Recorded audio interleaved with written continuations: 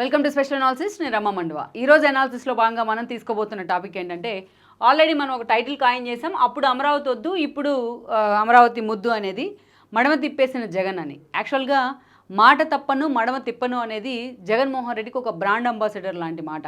ఆయన డే 1 నుంచి కూడా ఎప్పుడైతే పొలిటికల్గా ఆయన ఎంట్రీ ఇచ్చే ప్రయత్నం చేశారో, తన తండ్రి మనం తర్వాత కావచ్చు, ఆ తర్వాత వైఎస్ఆర్సీపీని ఎస్టాబ్లిష్ చేసే ప్రయత్నం చేశారో, అప్పటి నుంచి కూడా ఆయన ఓదార్పు యాత్ర చేసినా, పాదయాత్ర చేసినా, ఎన్నికల ప్రచారం చేసిన ఇష్యూ ఏదైనా పబ్లిక్ మీటింగ్స్లో కానీ ఎక్కడైనా జగన్మోహన్ రెడ్డి చాలా స్టబ్బోర్న్గా, చాలా స్ట్రాంగ్గా చెప్పే మాట ఏంటంటే, మాట తప్పం మడమ తిప్పం అని చెప్తారు. అసలు యాక్చువల్గా వైఎస్ఆర్సీపీకి అది ఒక ట్యాగ్ లైన్గా కూడా ఆ పార్టీ శ్రేణులు ప్రచారం చేసుకుంటుంటాయి. మనం చూస్తే వైఎస్ఆర్సీపీ సోషల్ మీడియాలో అడుగడుక్కి ప్రతి వీడియోకి కూడా ఆల్మోస్ట్ ఆ ట్యాగ్ లైన్ కనిపిస్తూ ఉంటుంది మనకి ఎక్కడ చూసినా. ఇక జగన్మోహన్ రెడ్డి నోట్ల నుంచి వచ్చే ఆ మాటనే వైఎస్ఆర్సీపీ నేతలు కూడా ఎప్పుడు కూడా ప్రెస్ మీట్ పెట్టినా, లేకపోతే మీడియాతో చిట్చాట్ చేసినా, ఇంకో రకంగా మీడియా ముందుకు వచ్చినా, అటు అసెంబ్లీలో అయినా, ఇటు బయట అయినా, ఎక్కడైనా మాట తప్పం మడమ తిప్పం అనే మాటను ఎక్కువగా ఉపయోగిస్తూ ఉంటారు. ఇక జగన్మోహన్ రెడ్డి అయితే ఆల్మోస్ట్ తన పార్టీ 2010 ఆ సమయంలో ఆ పార్టీ ఎస్టాబ్లిష్ అయితే ఇప్పటి వరకు కూడా జగన్మోహన్ రెడ్డి దాదాపు ఈ 14 ఏళ్లలో కొన్ని వేల సార్లు మాట తప్పను మడమ తిప్పను అనే డైలాగ్ వాడుంటారు. కానీ వేరే ఈరోజు చూసినట్లయితే జగన్మోహన్ రెడ్డి అది కేవలం ఏదైతే తను మీడియాలో ప్రచారం చేసుకోవడానికి మాత్రమే. ఎన్నోసార్లు మాట తప్పుతూ వచ్చాడు, ఎన్నోసార్లు మడమ తిప్పుతూ వచ్చాడు. అలాగా మనం ఎగ్జాంపుల్స్ చెప్పుకోవాలంటే ఒక రోజు సరిపోదు ఈ వీడియో చేయడానికి. కొల్లలు అనుకోవాలి జగన్మోహన్ రెడ్డి మాట తప్పి మడమ తిప్పిన విషయాలు. యాక్చువల్గా అధికారంలో లేనప్పుడు ఒక మాట చెప్తారు, అధికారంలోకి వచ్చిన తర్వాత ఒక మాట చెప్తారు. అధికారంలో ఉన్నప్పుడు చెప్పిన మాట మడమ రెండు కూడా అధికారంలోకి వచ్చిన తర్వాత ఒకటేమో ఇడుపులపై పోతుంది, ఒకటేమో కడప పోతుంది. మాట ఏమో ఇడుపులపై పోతుంది, మడమేమో కడప పోతుంది. సో అలా ఎన్నోసార్లు జగన్మోహన్ రెడ్డి ఏదైతే తన ట్యాగ్ లైన్ని ఏదైతే పూర్తి స్థాయిలో నాశనం చేసేలాగా కూడా ఆయన అనేక సందర్భాల్లో చాలా రకాలుగా వ్యవహరిస్తూ వచ్చారని అనుకోవాలి. సరే, ఎన్ని ఇష్యూలు అట్లా పెట్టినా ఎస్పెషల్లీ 2019లో ఆయనకు అధికారంలోకి వచ్చిన తర్వాత అమరావతి ఇష్యూ అనేది యాక్చువల్గా రాష్ట్రానికి ఒక సెంటిమెంట్. 2014లో యాక్చువల్గా అప్పుడు రాష్ట్ర విభజన మూమెంట్ ఉమ్మడి ఆంధ్రప్రదేశ్ రెండుగా విభజన పాలైన పరిస్థితుల్లో యాక్చువల్గా అడిగింది తెలంగాణ అయితే ఇచ్చింది ఆంధ్ర అన్నట్టుంది అప్పుడు పరిస్థితి, ఏపీ పరిస్థితి. ఈ వీడియో మీకు నచ్చినట్లయితే please share, like and subscribe R24 Telugu. ఎందుకంటే ఒక విభజిత ఆంధ్రప్రదేశ్గా కొన్ని వేల కోట్ల అప్పుల రూపంలో ఏపీ మిగిలిపోయింది ఆ రోజున. అలాంటి సిచ్యువేషన్లో ఆ రోజున ఎన్డీఏకి చంద్రబాబు నాయుడు మద్దతు ఇచ్చున్నారు, పవన్ కళ్యాణ్ వీళ్ళతో కలిసి ఉన్నారు. అలాంటి సిచ్యువేషన్లో చంద్రబాబు నాయుడు సీఎం అయ్యారు. రాష్ట్రంలో ఒక అనుభవం ఉన్న నేత కావాలి మాకు, ఏపీని మళ్ళీ తిరిగి రాష్ట్రాలతో పాటు నిలబెట్టాలంటే అని జనం అనుకున్నారు. ఈ క్రమంలోనే చంద్రబాబు నాయుడిని గెలిపించుకున్నారు.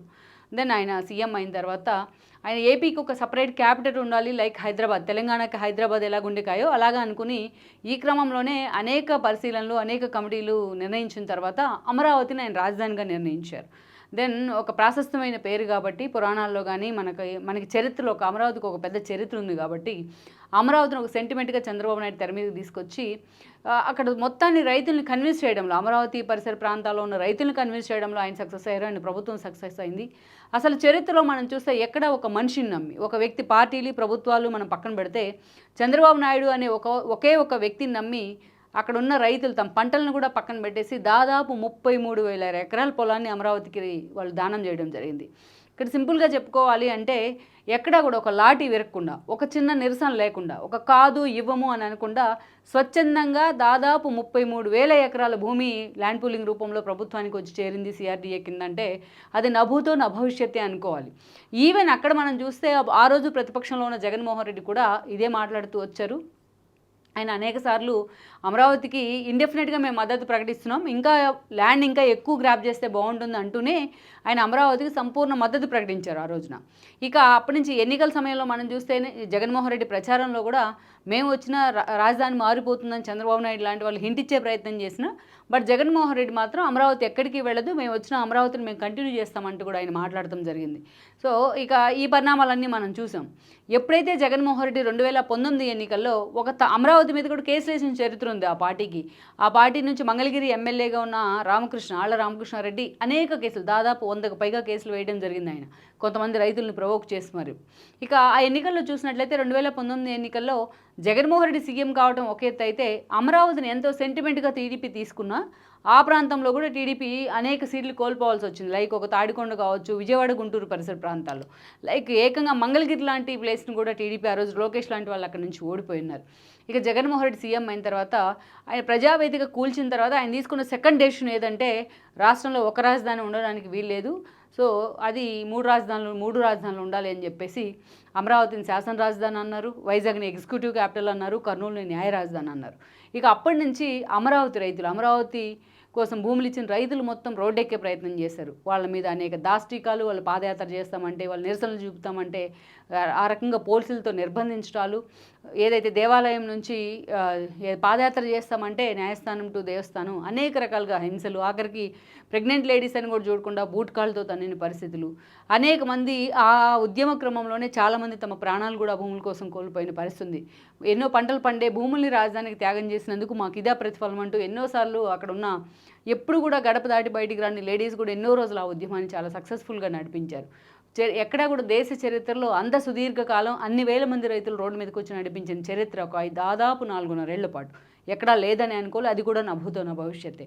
దెన్ జగన్మోహన్ రెడ్డి ఎప్పుడైతే తను ఏదైతే ఒక నిశ్చితాభిప్రాయానికి వచ్చినారో 3 రాజధానులు అని చెప్పేసి పోనీ ఆల్రెడీ డెవలప్ అయిన వైజాగ్ని జగన్మోహన్ రెడ్డి కొత్తగా ఏమీ డెవలప్ చేయలేదు. ఇంకా ఉన్న ప్రకృతి విధ్వంసం జరిగింది. అక్కడ భీమిలీలో ఉన్న ఎర్రకొండ మట్టి దిబ్బలు మొదలుకొని ఎర్రమట్టి దిబ్బలు ఋషికొండను గుండుగురికి ఇచ్చేదాకా, అక్కడ తన ప్యాలెస్ కట్టుకునేదాకా వైజాగ్ మొత్తాన్ని కూడా ఒక రియల్ ఎస్టేట్ జోన్గా మార్చేసింది జగన్మోహన్ రెడ్డి సర్కార్. పోనీ న్యాయ రాజధాని అన్నారు కదా, కర్నూలులో ఏమన్నా కట్టారా అంటే అక్కడ ఒక ఇటుకురాయి కూడా వేయని పరిస్థితి ఉంది. పోనీ శాసన రాజధానిగా అమరావతిని ఉంచారా అంటే అక్కడేమన్నా యాక్టివిటీ జరిగిందా అంటే అటు ప్రతిపక్షాన్ని కూడా బూతులతో తరిమి కొట్టిన పరిస్థితి ఉంది. అలా అని జగన్మోహన్ రెడ్డి అసెంబ్లీని ఎంతో పద్ధతిగా నిర్వహించిన సిచ్యువేషన్ ఒక్కటి కూడా మనకు కనిపించదు. అది కూడా ప్రతిపక్షం లేకుండా 1-2 సార్లు నిర్వహించుకున్నారు ఆయన. సో అలా దేనికి శాంటిటీ కల్పించలేదు, దేనికి ఒక విలువ లేకుండా చేశారు జగన్మోహన్ రెడ్డి. సో వీటన్నిటికి ప్రతిఫలమే మొన్న జగన్మోహన్ రెడ్డి ఒక ఘోర ఓటమి అనుకోవాలి. అందుకే ఈరోజు అమరావతి రైతులు సంబరాలు చేసుకుంటూ ఉన్నారు. ఆ రకంగా అమరావతి నాకు వద్దు, 3 రాజధానులు కావాలని నిర్ణయం తీసుకోవడం ఒక ఎత్తు అయితే, అమరావతి రైతుల మీద కక్ష కట్టినట్టు జగన్మోహన్ రెడ్డి సర్కార్ వ్యవహరించిన ఎత్తు, అధికారుల రూపంలో ఆయన పోలీసుల రూపంలో వాళ్ళని హింసించిన విధానం మరొక ఎత్తు అనుకోవాలి. అలాంటి జగన్మోహన్ రెడ్డి ఈరోజు అమరావతి గురించి మాట్లాడుతూ అంటే అక్కడ భూములు ఇచ్చిన రైతులు కాదు, ఆ భూములే తిరిగి జగన్మోహన్ రెడ్డిని చూసి నవ్వుతున్నాయి. ఎందుకంటే ఈరోజు జగన్మోహన్ రెడ్డి అంటే ఆ జగన్మోహన్ రెడ్డే కదా ఆయన టీం కూడా 5 ఏళ్ల పాటు తాను అధికారంలో ఉంటే ఎక్కడా కూడా మోడీని కానీ అమిత్ షాని కానీ తను ప్యాంపర్ చేస్తూ వచ్చారు వాళ్ళు అనేక విషయాల్లో. తన కేసుల కోసం తప్ప ఎప్పుడు కూడా మోడీని అమిత్ షాని ఆయన ఇంకో విషయం కోసం కలవలేదు. జగన్మోహన్ రెడ్డి వాళ్ళకి అసలు ఒక రిప్రజెంటేషన్ ఇచ్చిన పాపను కూడా పోలేదు, విభజన హామీల మీద కానీ లేదా అమరావతి కేటాయింపులు కానీ ఇవన్నీ కూడా. సో ఎక్కడ ఏ విషయంలో కూడా అలాంటి జగన్మోహన్ రెడ్డి ఈ రోజున మొన్నటి కేంద్ర బడ్జెట్లో 15,000 కోట్లు అమరావతి కేటాయించింది కేంద్ర ప్రభుత్వం. అది ముందుగా నిధుల రూపంలో అనుకున్నప్పటికీ తర్వాత నిర్మలా లాంటి వాళ్ళు క్లారిటీ ఇచ్చారు, అది అప్పు రూపంలోనే ఇస్తున్నాము అని చెప్పేసి. సో ఇప్పుడు ఏపీ ఉన్న పరిస్థితుల్లో అది అప్పైనా ఇంకోటైనా దాన్ని అమరావతికి వాడుకోవాలి, మిగతా రాష్ట్రాలతో కనీసం ఆ చెరువులో కొన్న రావాలంటే తప్పని పరిస్థితి ఏపీకి ఉంది, యాజ్ ఏ సీఎంగా చంద్రబాబు నాయుడుకు ఉంది. ఎప్పుడైతే 15,000 కోట్లు అప్పు కింద ఇస్తున్నాము అని కేంద్రం ప్రకటించిందో ఈరోజు ఇదే విషయాన్ని అటు వైఎస్ఆర్సీపీ ఎంపీస్ కానీ వైఎస్ఆర్సీపీ నేతలు కానీ చాలామంది మాట్లాడుతూ ఉన్నారు. 15,000 కోట్లు అమరావతికి ఎలా సరిపోతాయని ఒకరంటే 15,000 కోట్లు అవి నిధులు కాదు డైరెక్ట్గా, అవి కేవలం అప్పులు మాత్రమే, దాన్ని చంద్రబాబు నాయుడు ఎలా అంగీకరిస్తారు అని ఒకరు, అసలు చంద్రబాబు నాయుడు అమరావతి నిర్మాణాన్ని ఎప్పటికి పూర్తి చేస్తారని మరొకరు. ఇలా వరుసపెట్టి ఈ రోజున టీడీపీని టార్గెట్ చేసే ప్రయత్నం చేస్తున్నారు బీజేపీని అడ్డుగా పెట్టుకొని వైఎస్ఆర్సీపీ నేతలంతా కూడా. సో నిన్నటి వరకు అసలు అమరావతి అంటేనే ఆ స్థాయిలో అది ఒక కమరావతి అన్నారు, ఒక భ్రమరావతి అన్నారు, అక్కడ అన్ని గ్రాఫిక్స్ అన్నారు, చాలామంది సవాల్ కూడా చేశారు. అవి గ్రాఫిక్స్ అయితే ఆ బిల్డింగ్ మీదకి ఎక్కి మాతో కలిసి దూకుదాం రండి అని చెప్పి టీడీపీ అభిమానులంతా చాలామంది కూడా. సో ఆ స్థాయిలో ఒక ఏమీ లేని దాన్ని ఉన్నట్టుగా పోర్ట్రైట్ చేసి అక్కడ ఆ స్థాయిలో జగన్మోహన్ రెడ్డి అమరావతిని పూర్తిగా విధ్వంసం చేసే ప్రయత్నం చేశారు. ఎంతటి విధ్వంసం అంటే ఈరోజు పచ్చగా పంటలు పండే పొలాల్లో మొత్తం చెట్లు అవి పీకించడానికే ప్రభుత్వానికి కొంత అమౌంట్ కూడా ఖర్చు అవుతున్న పరిస్థితి ఈ రోజున. ఏకంగా ఆ రోడ్లను కూడా ఎత్తుకొని తవ్వుకొని పోయే పరిస్థితి, బేసిక్ కమ్యూనిటీస్ కల్పిస్తే సీడాక్సిస్ రోడ్ల రూపంలో వాటిని కూడా రోడ్లే వైఎస్ఆర్సీపీ సానుభూతిపరులు ఎత్తుకొని పోయారంటే అది కూడా ప్రభుత్వం వస్తుంది. సో మనం అర్థం చేసుకోవచ్చు. ఇక సిఆర్డీఏ అప్పుడు మినిస్టర్గా మున్సిపల్ శాఖ మంత్రిగా ఉన్న నారాయణ మీద, ఆయన సిఆర్డీఏకి ఆ రోజు ఇన్ఛార్జ్ ఉన్నారు, ఆయన మీద కూడా ఎన్నో కేసులు పెట్టి వేధించారు జగన్మోహన్ రెడ్డి. ఏకంగా ఇన్సైడర్ ట్రేడింగ్ పేరుతోని ఒక పెద్ద ఏదైతే ఏమీ లేని చోట ఒక బ్రహ్మ పదార్థాన్ని సృష్టించారు. అసలు ఆ పదానికి అర్థం కూడా తెలియదు చాలామందికి.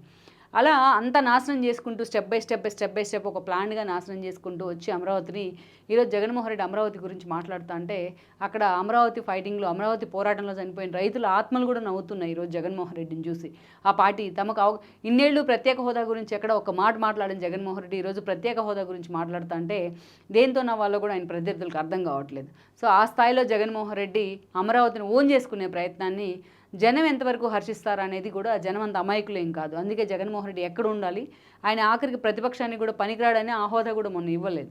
సో దాన్నైనా జగన్మోహన్ రెడ్డి గుర్తించి నడుచుకుంటే మంచిదనేది ఆ పార్టీ నేతల సలహా.